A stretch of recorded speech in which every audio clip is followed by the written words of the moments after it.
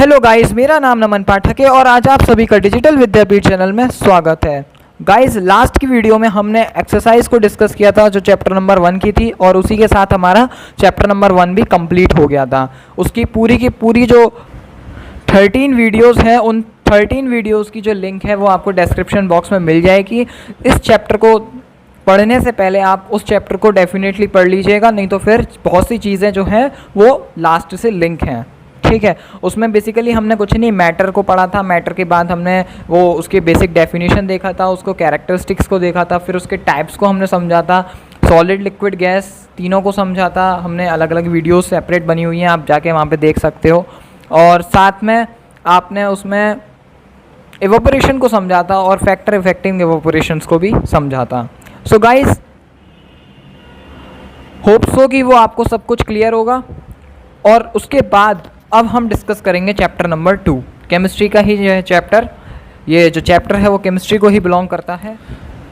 Chapter 2 is matter around us pure. हमारे आसपास जितने भी मैटर हैं वो क्या प्योर हैं? लास्ट चैप्टर में हमने ये पढ़ा था मैटर इन आवर सराउंडिंग। अब हम इस चैप्टर में देखेंगे कि हमारे जो आसपास के जो मैटर्स हैं वो क्या प्योर हैं। ये क्वेश्चन यहाँ पे अराइज होता है इस चैप्टर में और इसका थ्रू आउट आंसर हमको इस पूरे चैप्टर में मिलेगा। ठीक है, तो ये हमारा केमिस्ट्री को ही बिलोंग करता है।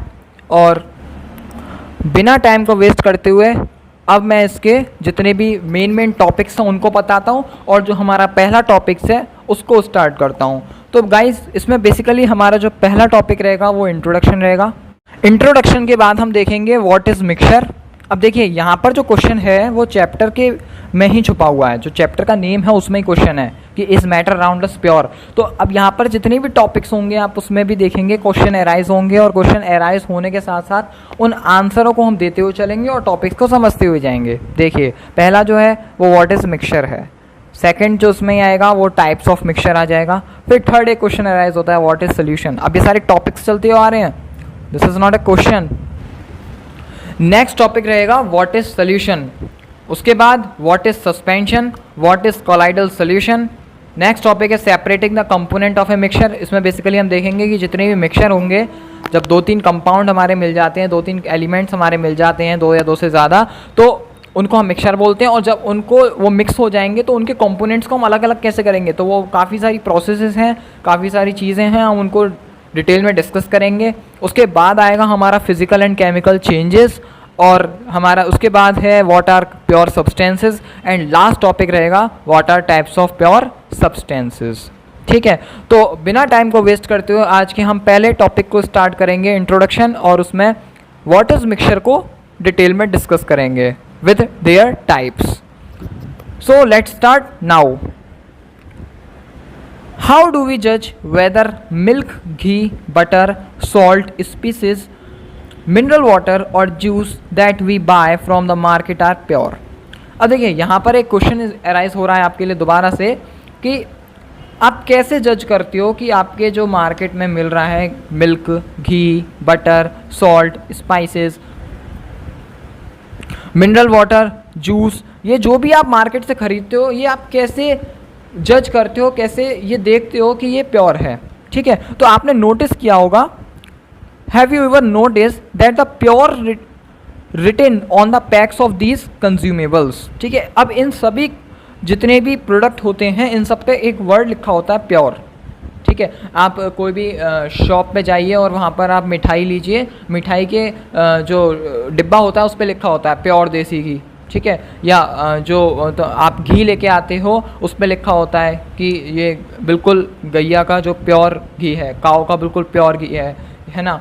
और आप जो भी लेके आओगे उसके ऊपर एक वर्ड ज़रूर लिख देता है, उसमें टैग ज़रूर पड़ा होता है प्योर, उसकी कंपनी के नीचे ज़रूर आपको प्योर देखने को मिल जाएगा। अब जो कॉमन पर्सन होते हैं उनके लिए प्योर का मीनिंग क्या है कि इसमें कोई भी एडल्ट्रेशन नहीं है। एडल्ट्रेशन का क्या मतलब होता है? कोई भी मिलावट नहीं है। ठीक है, लेकिन साइंटिस्ट क्या बोलते हैं इन सभी चीज़ों को कि ये सब क्या है? मिक्सचर्स हैं अलग अलग सब्सटेंसेस का, और ये कोई भी सब्सटेंस जो है वो प्योर नहीं है, कोई भी प्रोडक्ट हमारा प्योर नहीं है। For example, milk is actually a mixture of water, fats, proteins etcetera.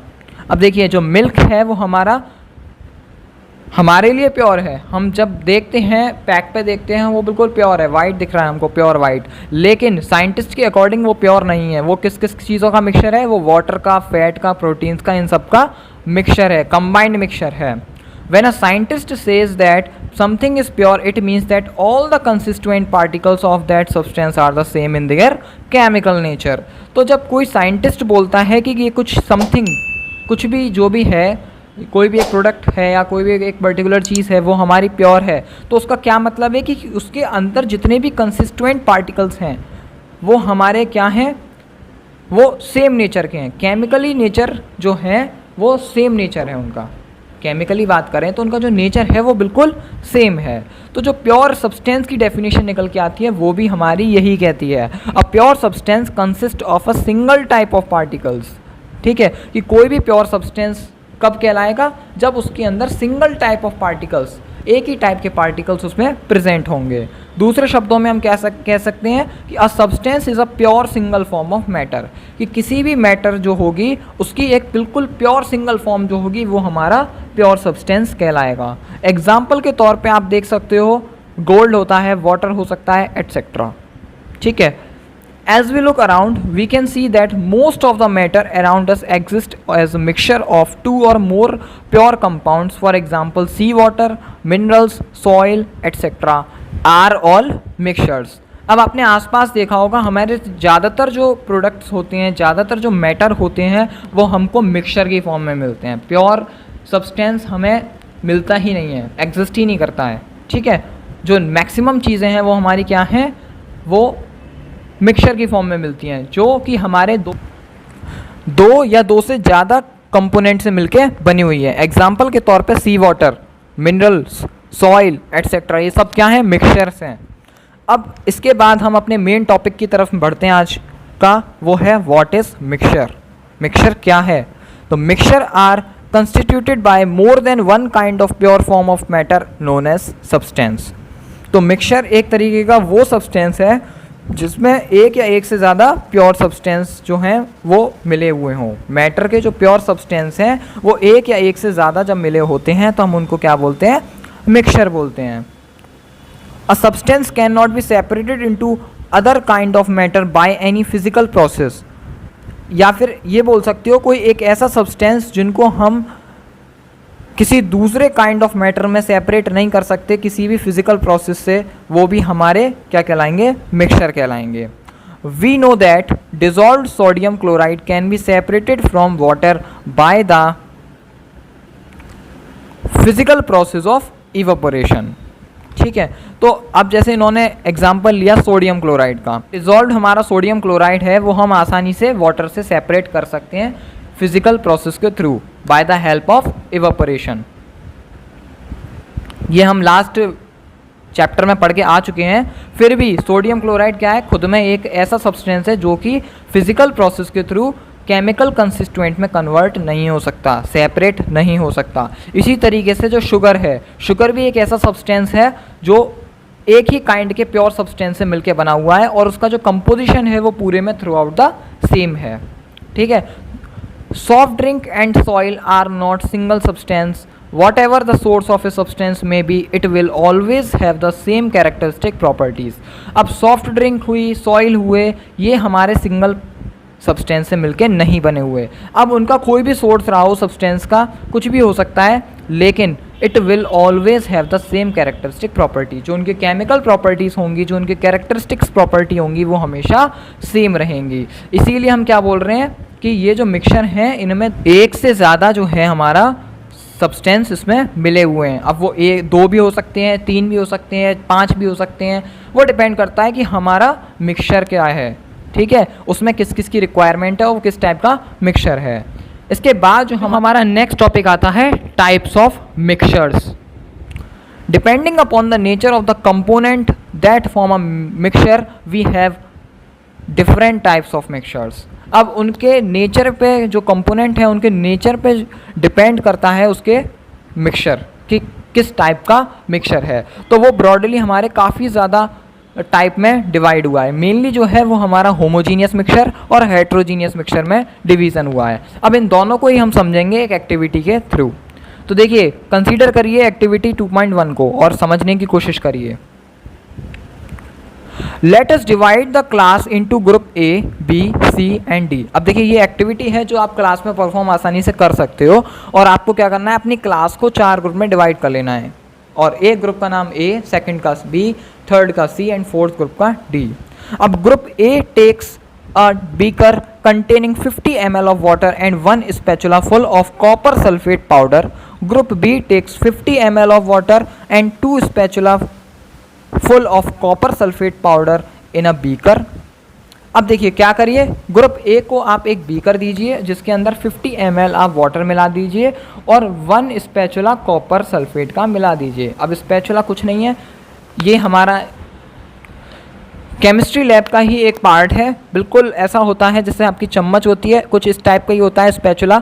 हम नॉर्मल भाषा में ये समझ सकते हैं, जैसे हम अपनी चम्मच से कोई भी चीज़ उठा लेते हैं, ऐसे ही हम केमिस्ट्री लैब में किसी भी चीज़ को जब हम निकालते हैं तो हम स्पैचुला की हेल्प से निकालते हैं। ठीक है, तो आप स्पैचुला से क्या करेंगे, 50 ml जो होगा वाटर, उसमें आप एक स्पैचुला पूरी भर के कॉपर सल्फेट पाउडर की मिला देंगे। सिमिलरली आपको ग्रुप बी में क्या करना है, 50 ml का ही वाटर लेना है और उसमें एक स्पैचुला जो आपने फर्स्ट ग्रुप में मिलाया था, ऐसे ही आपको इसमें 2 स्पैचुला कॉपर सल्फेट पाउडर की इस बीकर में मिला देनी है। अब क्या करना है, group C and group D can take different amount of copper sulphate and potassium permanganate और common salt sodium chloride and mix the given component to form a mixture. अब ग्रुप सी और डी को आपने क्या किया, different amount में copper sulphate, potassium permanganate या फिर आप कॉमन सॉल्ट भी यूज़ कर सकते हैं, सोडियम क्लोराइड जिसे हम बोलते हैं, और उसको मिक्स होके जो हमारा कंपोनेंट बना और जो फाइनली मिक्सचर बना वो आपने ग्रुप सी और ग्रुप डी को दे दिया। अब उसमें याद रखिएगा, जो कॉपर सल्फेट और पोटेशियम परमैंगनेट या फिर जो भी आपने कॉमन सॉल्ट लिया है सोडियम क्लोराइड की फॉर्म में, वो आपने अलग अलग मिलाया है। ठीक है, सेम नहीं है ग्रुप सी और डी के पास, वो अलग अलग है, चीज़ें सेम मिलाई गई हैं लेकिन जो उनका अमाउंट है वो डिफरेंट है। Report the observation on the uniformly in colour and texture. अब ये ऑब्जर्वेशन आपको देनी है कि सबका जो चारों के चारों ग्रुप के पास जो कलर है, उनका जो टेक्सचर बताएं, उनके बेसिस पे उनकी यूनिफॉर्मिलिटी बतानी है ना, कौन यूनिफॉर्म रहा, कौन नॉन यूनिफॉर्म रहा। ठीक है, कौन सेम रहा, कौन चेंज हो गया। अब देखिए सबसे पहले group A and group B have obtained a mixture which has a uniform composition throughout. अब ग्रुप ए और बी के पास जो मिक्सचर मिला वो पूरी तरीके से जो कंपोजिशन था वो थ्रू आउट यूनिफॉर्म था, मतलब सेम था। ऐसे मिक्सचर को हम क्या बोलते हैं, होमोजीनियस मिक्सचर। होमो का मतलब भी क्या होता है, सेम होता है। ठीक है, ये कुछ टर्म्स होती हैं साइंस में जिनका मतलब हमेशा सेम रहता है। जैसे हमने आने वाले कुछ चैप्टर्स में भी हम देखेंगे आइसोटॉप्स और आइसोबार्स के मतलब के बारे में पढ़ेंगे, तो आइसो का मतलब भी सेम होता है। सिमिलरली इसी तरीके से यहाँ पर जो होमोजीनियस है उसमें जो होमो का मतलब है वो भी क्या है, सेम है। तो आप बच्चे काफ़ी ज़्यादा कंफ्यूज होते हैं what is heterogeneous mixture and what is homogeneous mixtures, तो उसमें आप यहाँ पे ऐसे याद कर सकते हो कि होमो का मतलब क्या होता है, सेम होता है। तो ऐसे जो ग्रुप थे ए और बी, उनके पास क्या था, जो कंपोजिशन था वो आपका थ्रू आउट द सेम रहा था, इसलिए हमने ऐसे मिक्सचर्स को क्या बोलते हैं, होमोजीनियस मिक्सचर्स या फिर होमोजीनियस सॉल्यूशंस। अब उसके कुछ कॉमन एग्जांपल्स हैं वो देख लेते हैं। सो जो हमारा पहला एग्जाम्पल रहेगा वो रहेगा salt in water, second example sugar in water. अब देखिए इन दोनों में देखिए, एक बीकर में लिया आपने, सॉल्ट को मिक्स कर दिया, अब क्या होगा, वो थ्रू आउट कंपोजिशन में मिक्सचर जो होगा वो मिक्स हो जाएगा, है ना। और इसी तरीके से जब शुगर लिया तो वो पूरी तरीके से वाटर में घुल जाएगा। ठीक है, थ्रू आउट कंपोजिशन में वो जो मिक्सचर है वो घुल जाएगा। ऐसा नहीं है कि कुछ पर्टिकुलर एरिया में ही वो घुलेगा, आप पूरे पानी में वो आपको सेम कंपोजिशन मिलेगा। ठीक है, चाहे आपने शुगर मिलाया होगा तो आपको वो मीठा लगेगा, ठीक है, और आपने सॉल्ट मिलाया होगा तो वो आपको नमकीन लगेगा। Now compare the colour of the solutions of the two groups. अब क्या करना है, आपको कलर्स का कंपैरिजन करना है जिन दोनों ग्रुप के जो सॉल्यूशंस मिले हैं उनका। ठीक है, दो both the groups have obtained copper sulphate solution but the intensity of colour of the solutions is different. ठीक है, देखिए यहाँ पर जो कलर की बात करता हूँ मैं दोनों सॉल्यूशन की, हालांकि दोनों ही ग्रुप को जो दिया गया था वो कॉपर सल्फेट सोल्यूशन दिया था, और कॉपर सल्फेट सोल्यूशन जो होता है वो ब्लूइश कलर का होता है थोड़ा, तो दोनों ही का जो बीकर होंगे वो ब्लू कलर के हो जाएंगे। बट प्रॉब्लम इज़ दैट एक जो हमारा ग्रुप बी है उसका जो कलर होगा वो ज़्यादा होगा। क्यों? क्योंकि याद कीजिए जो हमने ग्रुप बी को बीकर दिया था उसमें हमने 2 स्पैचुला डाले थे कॉपर सल्फेट के, और जो हमने पहले वाले ग्रुप को दिया था उसमें हमने 1 स्पैचुला डाला था। ठीक है, तो आप समझ सकते हो कि जिसमें हमने 2 डाले हैं उसका जो इंटेंसिटी होगी कलर की वो ज़्यादा होगी, और जो ग्रुप ए होगा उसमें जो इंटेंसिटी होगी एज़ कम्पेयर टू बी वो कम होगी। ठीक है, इसीलिए इससे क्या शो होता है कि होमोजीनियस मिक्सचर में जो कंपोजिशन होता है वो वेरिएबल भी हो सकता है। ठीक है, आप इसको ऐसे समझ सकते हो, कॉपर सल्फेट के जो कलर है आप उसको टेस्ट से भी समझ सकते हो। नॉर्मली जो हम प्रैक्टिकली कर सकते हैं अपने घर पे कि आप एक ग्लास लीजिए, 2 ग्लास लीजिए सॉरी, और एक में आप 1 चम्मच चीनी डालिए और दूसरे में आप 2 चम्मच चीनी डालिए, दोनों को अच्छे से घोल लीजिए। तो पहले वाले ग्लास में जो होगा जिसमें आपने 1 चम्मच चीनी डाली है वो थोड़ा हमें कम मीठा लगेगा, और जो दूसरा वाला ग्लास है उस वो हमें ज़्यादा मीठा लगेगा। अब देखिए दोनों ही हमारे क्या हैं, होमोजीनियस मिक्सचर हैं। ठीक है, लेकिन दोनों का जो कंपोजिशन है वेरिएबल है। ठीक है, वेरिएबल मतलब अलग अलग है। ठीक है, इसी वजह से जो उनकी इंटेंसिटी होगी, टेस्ट की बात करता हूँ अगर मैं सॉल्ट और शुगर वाले केस में, और अगर मैं कलर की बात करता हूँ, इंटेंसिटी ऑफ कलर की बात करता हूँ कॉपर सल्फेट में, तो वो अलग अलग होगी। ठीक है, अब हम ग्रुप सी और ग्रुप डी की बात करते हैं। Group C and group D have obtained mixtures which contained physically distinct part and have non uniform compositions. ठीक है, अब ग्रुप सी और ग्रुप डी को जो हमें मिक्सचर मिला था वो फिजिकली डिस्टिंक्ट पार्ट थे। ठीक है, उसमें अलग अलग पार्ट पड़े हुए थे और नॉन यूनिफॉर्म कंपोजिशन था, मतलब 2 ऐसे सब्सटेंसेस मिक्स किए गए थे जिनका वो कंबाइंड फॉर्म था। ठीक है, तो यहाँ पर ये प्योरिटी ख़त्म हो गई। ठीक है, उनका जो कंपोजिशन था वो भी अलग अलग हो गया, सेम नहीं रहा, इसलिए हम ऐसे मिक्सचर्स को क्या बोलते हैं, हेट्रोजीनियस मिक्सचर्स। अच्छा, अब यहाँ पर क्या थे, 2 अलग अलग कंपोनेंट हमने क्या लिया था, कॉपर सल्फेट और साथ में हमने पोटेशियम परमैंगनेट, या फिर उसकी जगह हमने sodium chloride as a common salt जिसे हम बोलते हैं वो मिक्स कर दिया था। तो यहाँ पे कंपोजिशन अलग अलग हो जाएगा। ठीक है, और साथ ही साथ हमारा जो यूनिफॉर्मनेस थी वो भी ख़त्म हो गई। ठीक है, क्योंकि 2 सब्सटेंस मिल गए ना। सॉल्ट शुगर में क्या था, एक में एक ही कंपोजिशन था, जिसमें हमने सॉल्ट मिलाई थी तो हमको नमकीन लगेगा, और हमने उसमें शुगर मिलाई थी तो हमको वो थ्रू आउट द मीठा लगेगा, जो पूरा हमें बीकर में जितना भी वाटर होगा वो। लेकिन यहाँ पर ग्रुप सी और ग्रुप डी को जो दिया गया है वहाँ पर जो मिक्सचर होगा वो हमारा हेट्रोजीनियस मिक्सचर होगा, क्योंकि यहाँ पर जो कंपोजिशन है वो नॉन यूनिफॉर्म है। ठीक है, सेम नहीं है। हमने जो पहले ग्रुप सी को दिया है उसमें जो कंपोजिशन है वो किस किस का है, वो कॉपर सल्फेट और पोटेशियम परमैंगनेट का है, और वो भी अलग अलग है, कोई फिक्स नहीं है। सिमिलरली ग्रुप डी को जो मिला है वो भी दोनों का ही है, कॉपर सल्फेट और पोटेशियम परमैंगनेट, लेकिन वो ग्रुप सी से डिफरेंट है। ठीक है, तो यहाँ पर जो कंपोजिशन है वो हमारा अलग अलग है, नॉन यूनिफॉर्म है, इसलिए हम ऐसे सब्सटेंसेस को क्या बोलते हैं, ऐसे मिक्सचर्स को हम क्या बोलते हैं, सॉरी, वो क्या कहलाते हैं, हेट्रोजीनियस मिक्सचर्स कहलाते हैं। Mixture of sodium chloride and iron filing salt and sulphur and oil and water are examples of heterogeneous mixtures. अब सोडियम क्लोराइड और आयरन फिलिंग्स को अगर मैं मिक्स कर दूं तो वो हमारा हेट्रोजीनियस का मिक्सचर का एग्जाम्पल होगा। सेम सॉल्ट और सल्फर को मैं मिला दूं तो भी हमारा वो हेट्रोजीनियस मिक्सचर का एग्जाम्पल होगा। ऑयल एंड वाटर को मिला दूं वो भी हमारा हेट्रोजीनियस मिक्सचर का एग्जाम्पल होगा, क्योंकि वो कभी मिक्स ही नहीं हो सकते। ठीक है, वो मिक्स ही नहीं हो सकते, यूनिफॉर्मली मिक्स कभी नहीं होंगे, उसमें एक डिस्टिंक्ट बाउंड्री हमको देखने को मिलेगी। यहाँ पर एक नया वर्ड निकल के आएगा, आप इससे भी क्लैरिफाई हो जाएगा बहुत कुछ कि वहाँ पर हमको डिस्टिंक्ट बाउंड्री देखने को मिल जाएगी।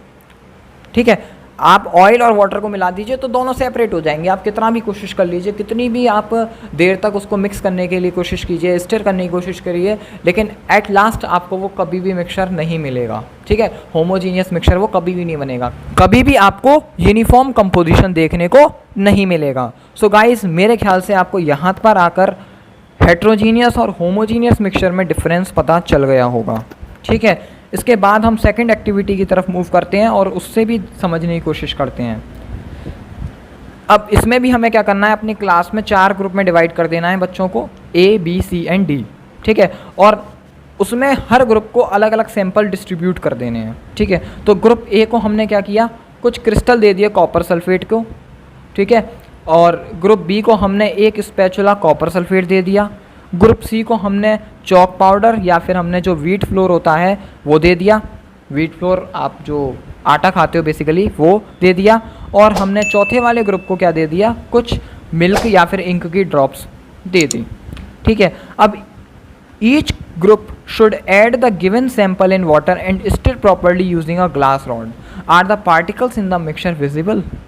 अब देखिए, अब इन चारों ग्रुप से बोला गया और हर ग्रुप को इंस्ट्रक्शन दिए गए क्या, कि आपको जो गिवन सैंपल दिया है, आपको जो सैंपल दिया गया है, आपको उनको वाटर में मिलाना है और उसको प्रॉपरली स्टिर करना है by the using of glass rod. और उसके बाद उनको क्वेश्चन पूछा गया, क्या ये जो पार्टिकल्स हैं वो मिक्सचर के जो पार्टिकल्स हैं वो विजिबल हैं या नहीं हैं, ठीक है।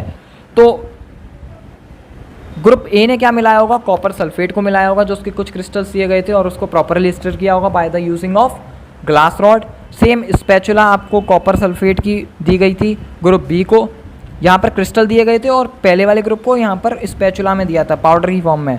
थर्ड वाले ग्रुप को चॉक पाउडर और व्हीट पाउडर में से कुछ एक दिया था और चौथे वाले ग्रुप को कुछ मिल्क की ड्रॉप्स और इंक की ड्रॉप्स दी गई थी। अब देखिए इनके ऑब्जर्वेशंस को हम देखेंगे क्या निकल के आते हैं। इसके जो आंसर्स हैं वो हम एक साथ डिस्कस करेंगे। इसके बाद इनको क्या बोला गया, direct a beam of light from a torch through the beaker containing the mixture and observe from the front. Was the path of the beam of light visible. अब सेकंड यहाँ पर एक और इंस्ट्रक्शन मिले और उनको बोला गया आपको क्या करना है कि एक लाइट की डायरेक्ट बीम जो हमारी टॉर्च से निकल रही है वो आपको बीकर पे डालनी है जिसके अंदर आपका मिक्सचर कंटेन है और उसमें ये ऑब्जर्व करना है फ्रंट से कि जो पाथ है बीम ऑफ लाइट का वो विजिबल हो रहा है कि नहीं हो रहा है, ठीक है। थर्ड इसमें क्या करना है, leave the mixture undistributed for a few minutes and set up the filtration apparatus in the meanwhile. Is the mixture stable और do the particles begin to settle after some time. अच्छा, इसमें third point क्या आया कि आपको क्या करना है, अपने मिक्सचर को थोड़ी देर के लिए बिना डिस्टर्ब किए हुए छोड़ देना है कुछ मिनट के लिए। और क्या कर सकते हैं आप, उसमें फिल्ट्रेशन एपरेटस को यूज़ कर सकते हैं कुछ टाइम के लिए। और फिर आपके जो क्वेश्चन अराइज होगा वो क्या होगा कि जो आपका मिक्सचर है वो आपका स्टेबल रहेगा या फिर कुछ टाइम बाद वो जो आपके पार्टिकल्स थे मिक्सचर में वो नीचे जाके बैठ गए, ठीक है। ये आपको चेक करना है, ये आपको चेक करना है उन चारों ग्रुपों को जो आप बनाओगे। ये एक एक्टिविटी है, आप उस एक्टिविटी को इस फॉर्म में समझ सकते हो, ठीक है। और इस रिजल्ट को डिस्कस करना है और एक ओपिनियन बनाई है जिसमें आपको ये मिला कि ग्रुप ए और बी जो था उनको एक सोल्यूशन मिला, ठीक है, और ग्रुप सी था उसको एक सस्पेंशन मिला और ग्रुप डी था वो कोलाइडल सोल्यूशन उसको मिला। अब ये क्या होता है सोल्यूशन, सस्पेंशन क्या होता है, कोलाइडल सोल्यूशन क्या होता है, ये हम आगे डिस्कस करेंगे, ठीक है। इसको हम डिटेल में आगे डिस्कस करेंगे कि सोल्यूशन क्या होता है, सस्पेंशन क्या होता है, कोलाइडल सोल्यूशन क्या होता है। लेकिन यहाँ पर जो इस एक्टिविटी में कुछ बच्चों को कन्फ्यूज़न होगा कि ये थर्ड जो फिफ्थ पॉइंट था, leave the mixture undisturb for a few minute and set up the, ये जो लाइन आ रही है filtration apparatus in the meanwhile, ये क्या था, ये बेसिकली कुछ नहीं था, ये फिल्ट्रेशन था कि आपने क्या करना है, फिल्टर पेपर को लेना है। फिल्टर पेपर आपको ऐसे ही मिलता है जैसे आपको फिगर में दिखाया गया है ए पार्ट में, आपको नॉर्मली इसी फॉर्म में सर्कल शेप में आपको फिल्टर पेपर मिलेगा आपकी अपनी लैब में।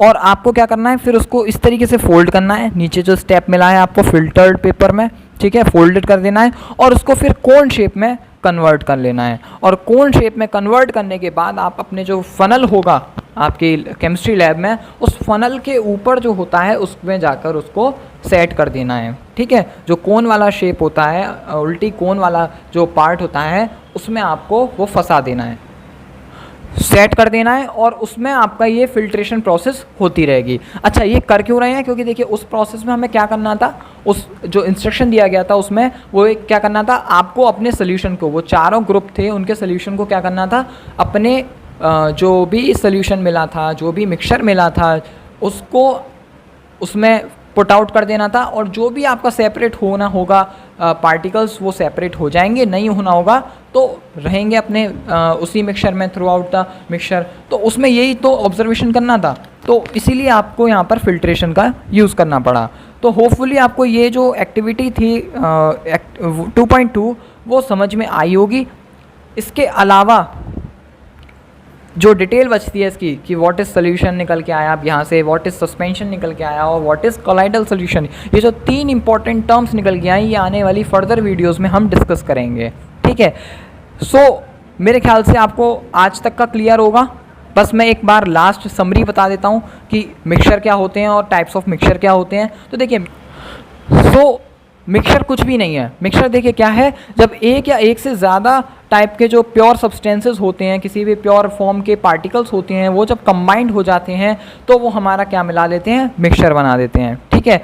अब प्योर सब्सटेंसेस क्या थे, जो सिर्फ एक सिंगल पार्टिकल से मिलके बने हुए थे, और मिक्सचर क्या है, जो एक या एक से ज़्यादा जो प्योर सब्सटेंसेस हैं उनसे मिलके बने हुए हैं, वो सब क्या है, मिक्सचर्स हैं, ठीक है। एग्जाम्पल भी आपने डिस्कस कर लिया था, वाटर, मिनरल, सॉइल, ये सब क्या है आपके मिक्सचर के एग्जाम्पल्स हैं, क्योंकि इनके अंदर एक कंपोनेंट नहीं है, सिंगल टाइप के कंपोनेंट प्रेजेंट नहीं है इसके अंदर, इसमें डिफरेंट टाइप के कंपोनेंट अलग अलग प्रेजेंट हैं। जैसे आपने मिल्क का एग्जाम्पल देखा था, मिल्क में क्या है, वाटर मिल्क प्रेजेंट है, वेट प्रेजेंट है, प्रोटीन प्रेजेंट है, तो ये क्या है, सिंगल टाइप के कंसिस्टेंट प्रेजेंट नहीं है, इसलिए ये अलग चला गया, मिक्सचर की कैटेगरी में चला गया। अब टाइप्स ऑफ मिक्सचर में हमने क्या डिस्कस किया था, पहला था होमोजीनियस मिक्सचर और सेकंड था हेट्रोजीनियस मिक्सचर। होमोजीनियस मिक्सचर में हमने क्या बताया था, होमो मतलब सेम होता है, ठीक है। तो ऐसे मिक्सचर जिसमें जो कंसिस्टेंट हैं पार्टिकल्स जो हैं वो बिल्कुल यूनिफॉर्मली डिस्ट्रीब्यूटेड हो जाते हैं एक दूसरे में, पूरे मिक्सचर में बिना किसी क्लियर बाउंड्री के देखे हुए, मतलब कोई भी सेपरेशन प्रेजेंट नहीं है। अब हम डिस्टिंक्ट बाउंड्री को नहीं देख पाएंगे, वो बिल्कुल पूरी तरीके से एक दूसरे में मिक्स हो जाएंगे। ऐसे जो मिक्सचर होते हैं हम उनको क्या बोलते हैं, होमोजीनियस मिक्सचर बोलते हैं, ठीक है। एग्जाम्पल के तौर पे आपका एयर होता है, शुगर सोल्यूशन होता है, सॉल्ट सोल्यूशन होता है, पेट्रोल, बायोगैस, एलॉयज़, ये सब इसके होमोजीनियस मिक्सचर के एग्जाम्पल हैं। हेट्रोजीनियस मिक्सचर में हमने क्या डिस्कस किया था कि जब ये जस्ट बिल्कुल होमोजीनियस मिक्सचर का जस्ट अपोजिट है। यहाँ पर क्या होता है, जो मिक्सचर होते हैं वो यूनिफॉर्मली कंपोजिशन जो होता है वो नहीं हो पाता है। इस टाइप के जो हेट्रोजीनियस मिक्सचर होते हैं इनमें जो बाउंड्रीज़ हैं वो क्लियरली शो हो जाती हैं, और जो डिस्टिंक्ट बाउंड्रीज़ हैं वो भी शो हो जाती हैं, वो भी विजिबल हो जाती हैं। तो हम सेपरेट आउट कर सकते हैं कि ये इतने पार्ट में हमारा कोई पहला सब्सटेंस है और इतने पार्ट में कोई दूसरा सब्सटेंस है। और उसका बेस्ट एग्जांपल क्या था हमारा, salt and sand solution. Polluted air, उसमें हम पता कर सकते हैं जो पोल्यूटेड एयर होगी वो बिल्कुल अलग दिखेगी और जो नॉर्मल एयर होगी वो अलग दिखेगी, ठीक है। मडी वाटर जो होता है जिसमें हमारा मिट्टी मिली हुई होती है उसको हम देख सकते हैं, आसानी से पता कर सकते हैं उनकी डिस्टिंक्ट बाउंड्रीज़ को। और सबसे मोस्ट कॉमन एग्जांपल क्या है आपका, ऑयल और वाटर का मिक्सचर। आप ऑयल और वाटर को कितना भी स्टिर करने की कोशिश करिए, कितना भी मिलाने की कोशिश करिए, लेकिन फिर भी डिस्टिंक्ट बाउंड्री आपको शो हो जाएंगी। तो ये किसका एग्जांपल हो गए, सारे हेट्रोजीनियस मिक्सचर के एग्जांपल हो गए। होपफुली गाइस आपको आज मिक्सचर, टाइप्स ऑफ मिक्सचर्स और उससे पहले जो मैंने इंट्रोडक्शन दिया था वो सब कुछ आपको समझ में आया होगा। इसके बावजूद अगर आपको कोई भी डाउट रहता है, किसी भी टर्म से रिलेटेड डाउट रहता है या किसी भी लाइन से रिलेटेड डाउट रहता है इस पूरे NCERT बुक्स में जो मैंने अभी पढ़ाया आपको आज इस वीडियो में, वो आप मेरे को कमेंट बॉक्स में पूछ सकते हो, ठीक है। कमेंट करके आप डेफिनेटली पूछिए। और जो बच्चे मेरे को कमेंट नहीं कर सकते हैं या कोई ऐसा डाउट है उनका जो नहीं नोट कर पा रहे हैं कमेंट में, तो आप मेरे को पर्सनली DM कर सकते हैं इंस्टाग्राम पे। मैंने आपको अपनी इंस्टाग्राम ID शेयर कर दी है, आप वहाँ पर भी मुझसे डाउट पूछ सकते हो।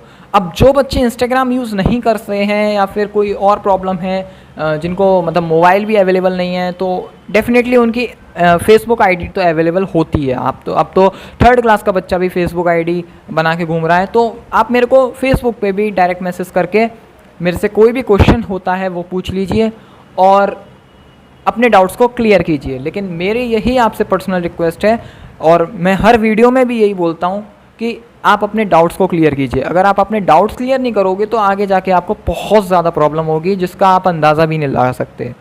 मे बी आप अपने एग्ज़ाम्स को निकाल पाओ और अच्छे नंबर से निकाल लो, लेकिन जब तक आप चीज़ों को समझोगे नहीं तब तक आपको क्लियर नहीं होंगी चीज़ें, और जब तक चीज़ें क्लियर नहीं होंगी इन फ्यूचर आपको डाउट रहेगा और साइंस आपको और ज़्यादा कठिन लगने लगेगी। सो होपफुली गाइस आपको सब कुछ समझ में आया होगा। मिलते हैं हम नेक्स्ट वीडियो में, और जिसमें हमने लास्ट जो 3 टर्म सोल्यूशन, सस्पेंशन और कोलाइडल सोल्यूशन, ये जो हमने कुछ अजीब से टर्म यहाँ पर छोड़ दिए हैं उनको डिस्कस करेंगे और पूरी तरीके से समझने की डिटेल में कोशिश करेंगे। Thank you guys, take care.